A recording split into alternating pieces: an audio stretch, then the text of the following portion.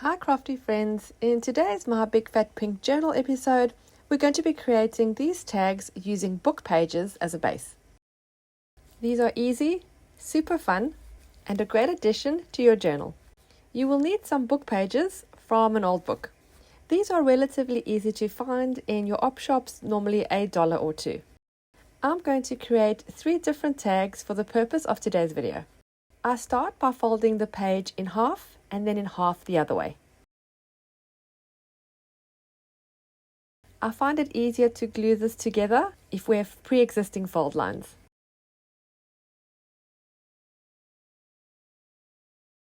These are great for mass making. We're then going to glue it all together. Using a glue stick, I'm going to apply glue on the one half of the page and then fold it in half and press. And then the same with this section, applying glue, folding and pressing. And that'll glue everything together. I do it this way so that the tag is quite sturdy. This tag is basically 4 pages thick. If I had to cut this page into 4 to make 4 tags, the tag will be very flimsy and floppy. Once everything is glued down, I'm going to cut the corners to make it look like a tag. I'm going to cheat and use an existing store-bought tag so I get even corners.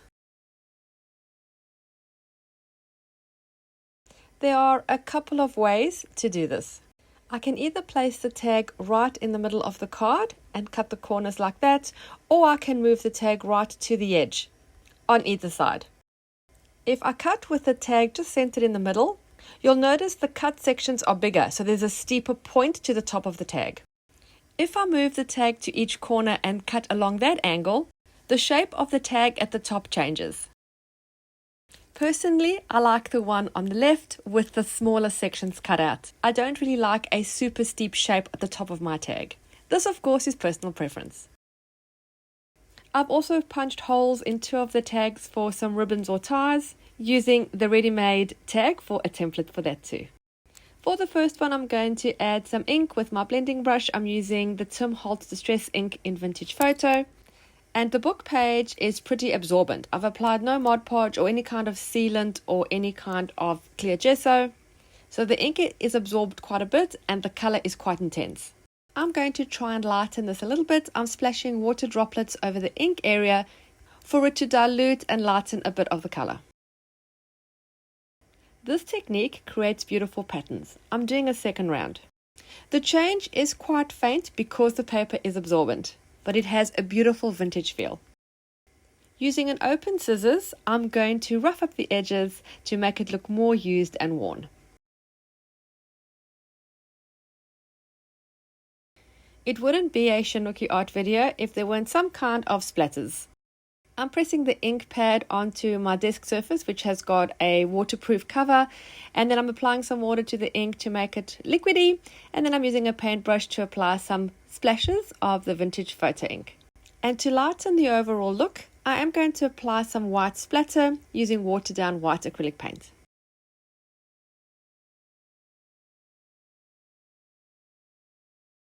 Drying that well, I'm now going to work on my focal points.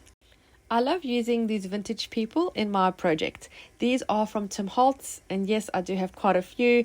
I'm going to go through and find a few of the smaller ones and see which one will look best on my tag. And I usually really love adding wings to these vintage people. I love the magical effect it gives, so I'm going to use some wings for this one too. And what I like most about papercraft is that you can change your mind at any point. So I put these big wings down behind the little vintage girl. I love that they are really big and basically oversized for her. But then while I was looking at it, I actually liked it with just the wings on the tag. The wings are semi-transparent, so you can actually see the book page text shining through. And I really love that look, so I decided to leave the little vintage girl off for this one. We can use her on another card. And then I have a piece of white fabric that I've left the edges to be frayed, and I'm going to tie just a bow at the top as the tag tie.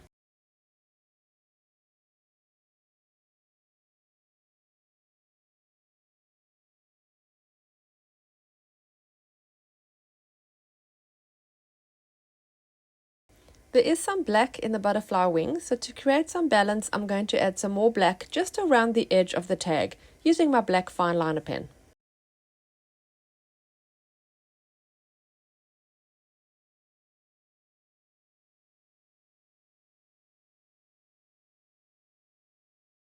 And then also a little sentiment. It's going to be a white sticker with black writing, which will create additional balance as we have the white fabric on the top when I have the white sentiment on the bottom, so that the tag is not basically swallowed up by that big butterfly.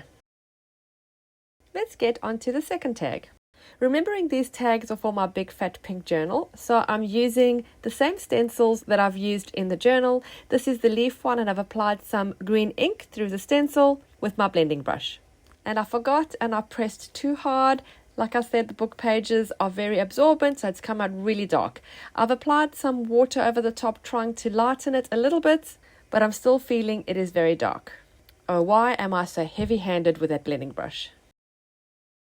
Trying to see what solution I can bring to the tag to try and lighten that green so it's not so in your face and basically taking over everything. I'm trying a few different things, but remember, if you create something, for example, a tag like this, and something is too dark or not quite right, it's okay not to like it. You don't have to love every single thing you make.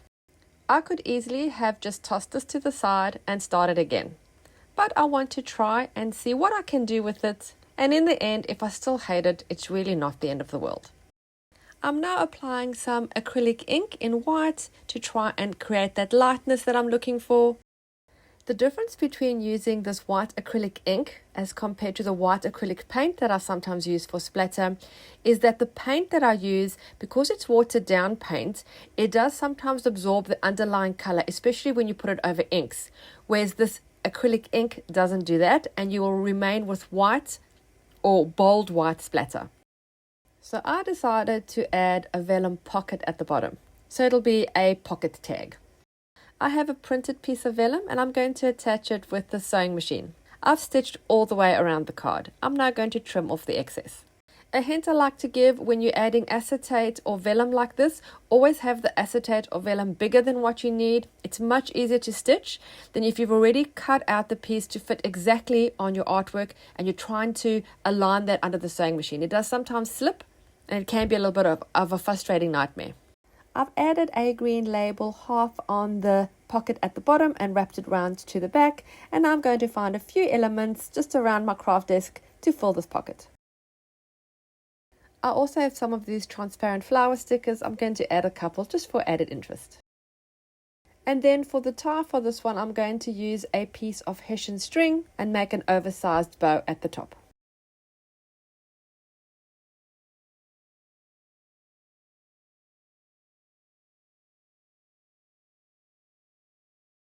And for the third tag, I'm going to use another stencil that I've used in the journal, and I'm going to use texture paste this time, just applying it over the entire card with a palette knife.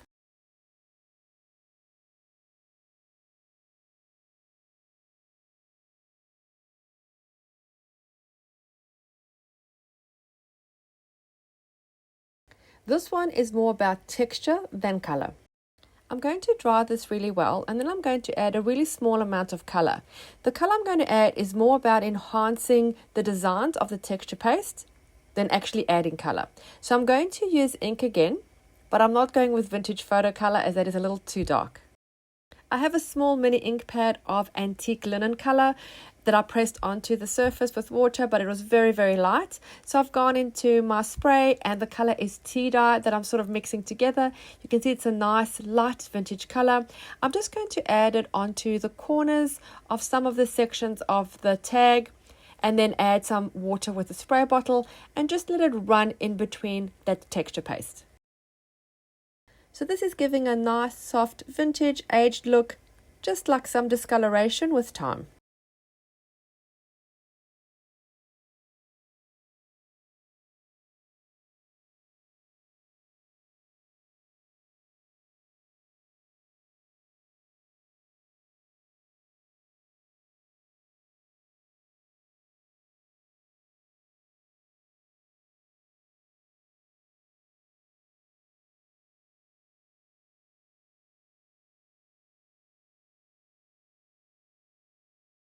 Drying that ink really well, and then I'm going to use the open scissors again to create that roughed up edge.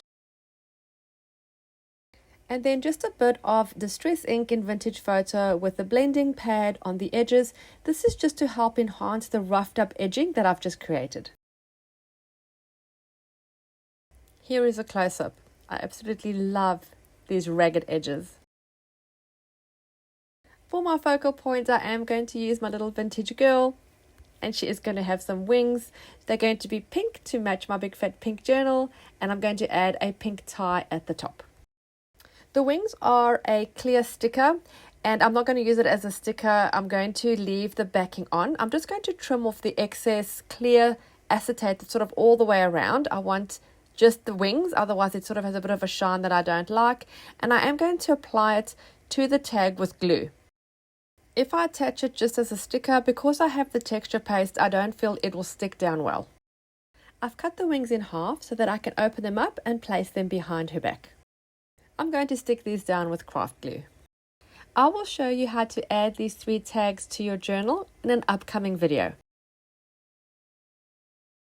The good thing about craft glue is that it doesn't dry immediately, so you do have time to move elements around to get the position just right.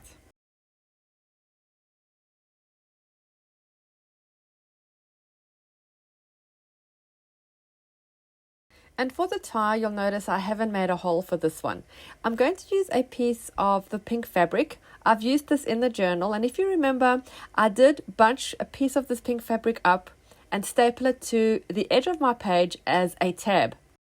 And so for continuity, I'm going to staple a bunched up piece of this pink fabric at the top of my tag, which will match the tab.